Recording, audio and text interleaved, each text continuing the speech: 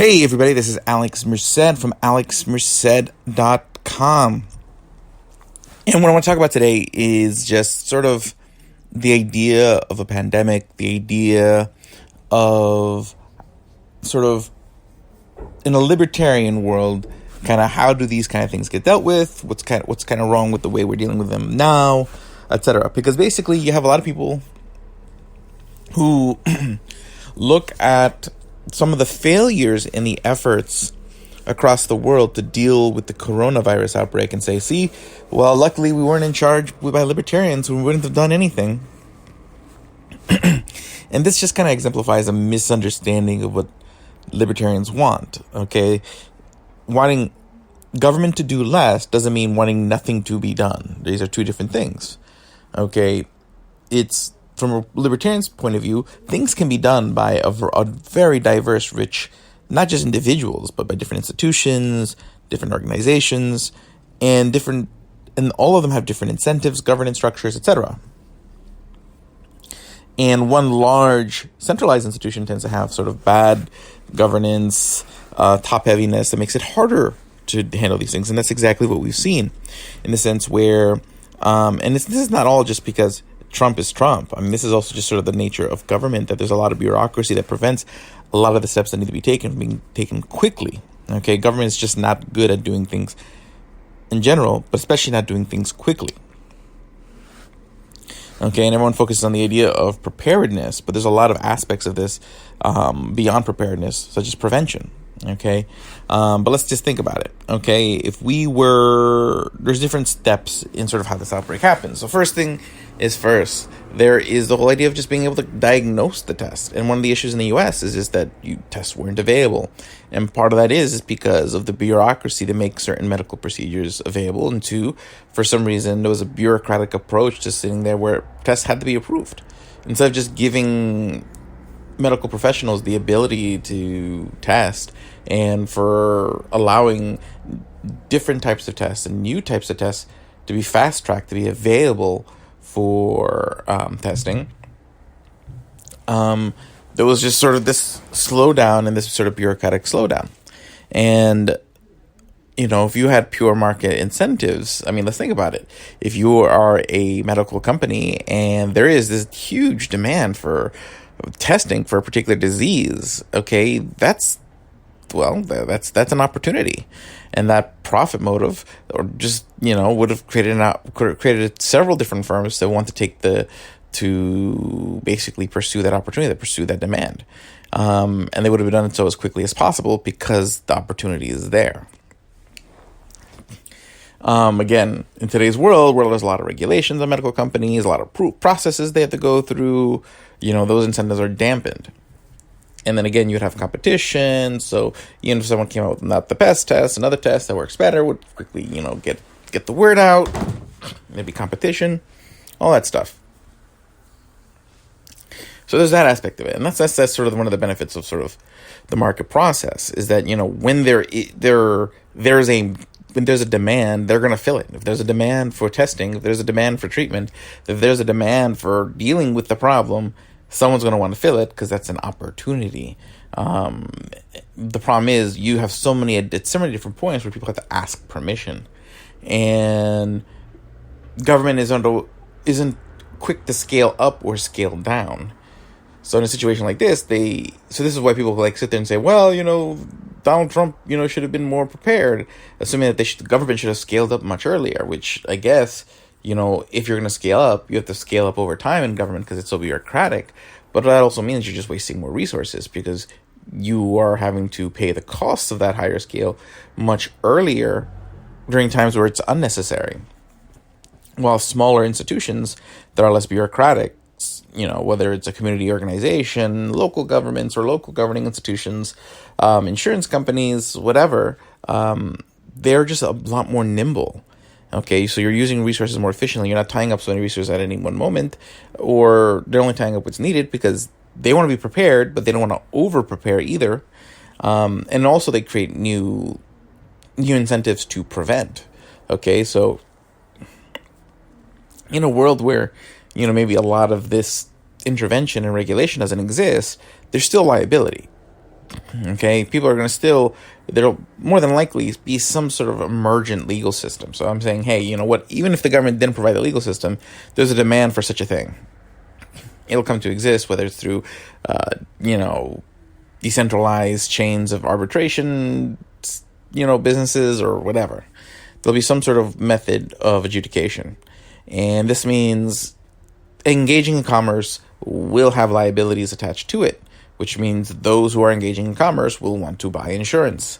And insurance companies will want to mitigate their risks. And to mitigate their risks, they will impose rules on businesses that want to buy insurance from them. If they impose too many rules, they'll go to a different insurance company. But if they impose too few rules, they'll go out of business because there'll be too many claims. So there's this whole process of trying to discover sort of what's this right balance between rules and the costs of those rules that occurs between all these different vested actors. And this would happen. Okay, so in that case, those rules would oftentimes prevent a lot of these issues, but at the same time, it wouldn't cost so much to enforce these, the rules wouldn't be so burdensome that they cripple the industry that the rules are on. And that's so again, there would be the point is there would be regulation. It would generally come from insurance companies, because insurance companies would be sort of the right people with the right vested interest in overseeing the businesses that they insure and minimizing their liabilities. And any inherent risks. I mean, that's the role of insurance companies in a traditional market. Nowadays, that's kind of all, botched, because you have all sorts of protectionism of insurance companies that reduces these incentives for insurance companies to compete heavily, to price risk more aggressively, to, mitigate risks and whatnot. They still do that, just when you make them into state cartels and you create all sorts of barriers to entry and all these things that happen in the insurance company currently with government policy, that's going to dampen these incentives. But you'd have that. And again, that's going to create all sorts of incentives along the way. Also, absent, a definitive central sort of thing. And then again, that doesn't mean there wouldn't be a central thing. I imagine that when it comes to dealing with like healthcare crises, absent the U.S. government, people would be like, well, we kind of still do want to have some sort of central authority that kind of helps coordinate these things. So let's create one that's separate.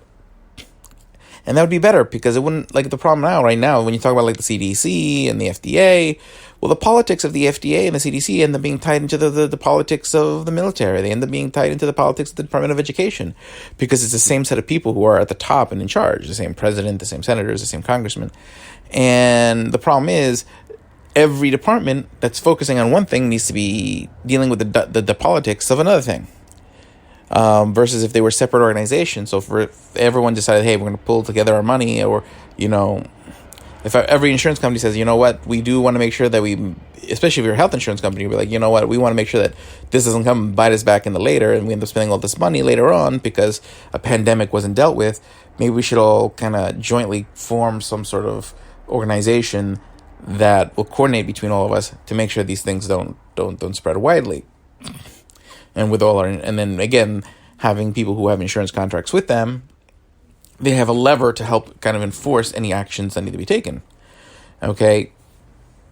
But at the same time, the politics don't get mixed in with like military and education. It's purely a health thing, and they're purely measuring, okay, the resources we have available versus the risks that are available. It becomes a pure calculation on that thing. Well, again, right now, it's just everything gets mixed in, and then, okay, well, if I need more resources for education, then I gotta go take them from healthcare.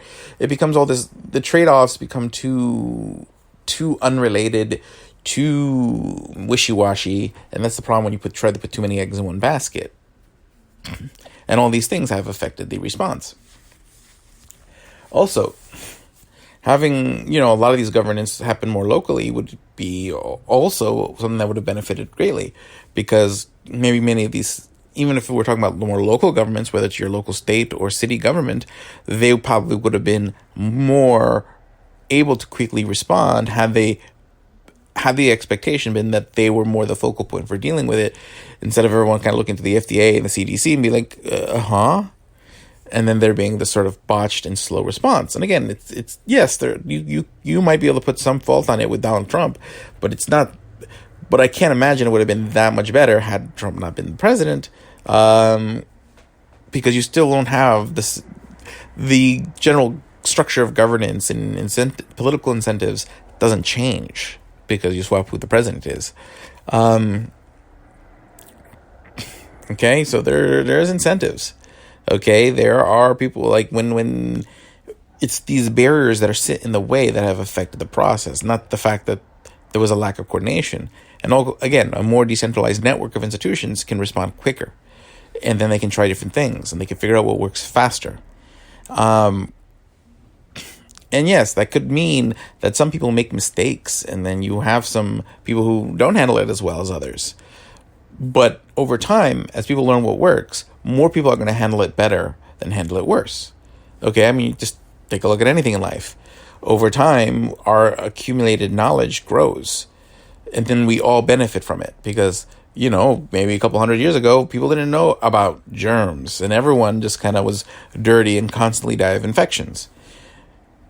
But as mistakes happen, as things got learned, and we figured out, okay, well, there are things called germs, everyone started acting differently. Now, there's still people who are dirty and die of infections and spread diseases, but the majority of people don't. Majority of people are cleaner because that knowledge is once it exists, transmutes. So the more we're free, the more we can discover new knowledge, and the quicker we can adapt those practices, which is the point. Okay, the point isn't that if everyone's just free, everyone's just going to magically know how to fix everything and figure everything out. It's just that we're going to be in an environment where we're free to figure it out, so we'll figure it out faster because people are trying different things. We figure out what works. That knowledge, travels, and society is able to grow to a better place much quicker. We see that to some effect now in technology and in our daily lives, but it does get dampened when people aren't able to try certain things. You're limiting the level of experimentation. You're slowing down the rate of growth as a society, and that's going to affect our health. That's going to affect our education. It's going to affect everything.